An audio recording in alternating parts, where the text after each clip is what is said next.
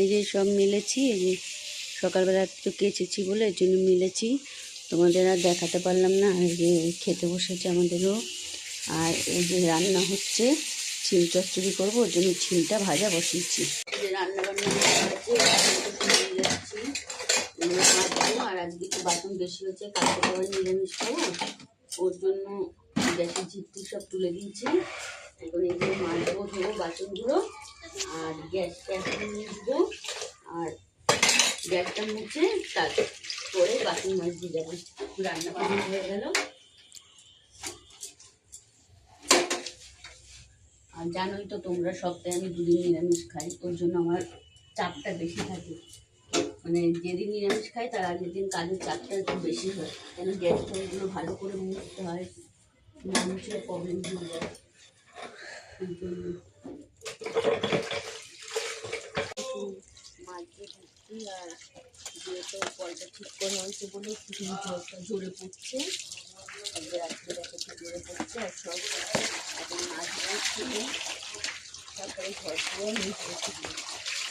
এবার দৌড়াইতেছিস কেন রে? এখন তো বাসন মেজে ধুয়ে, যে বাসন মেজে ধুয়ে নিচ্ছি। এখন এইগুলো সব ওই র্যাকটার মধ্যে গুছাবো।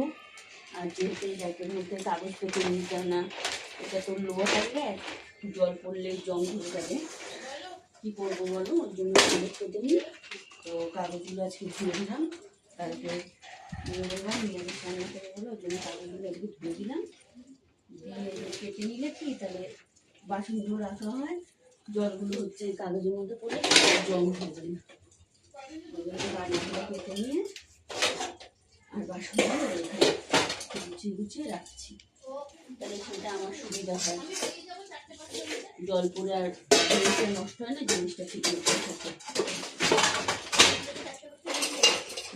বাসনগুলো যে নামিয়ে নিচ্ছি, নামিয়ে এখানে হয়তো উপরে একটা যে কাগজ পাতি, কাগজটা পাতলে কি জলটা দাগ করে, নাহলে এটা জল পড়ে গেলে নষ্ট হয়ে গেলে এমন ফেলে দিতে হবে। ওই জন্য কাগজ কেটে নিয়ে ধর বাসনগুলো রাখলে কি জংটা পড়ে না। এই সব বাসন আস্তে আস্তে গুছিয়ে নেব।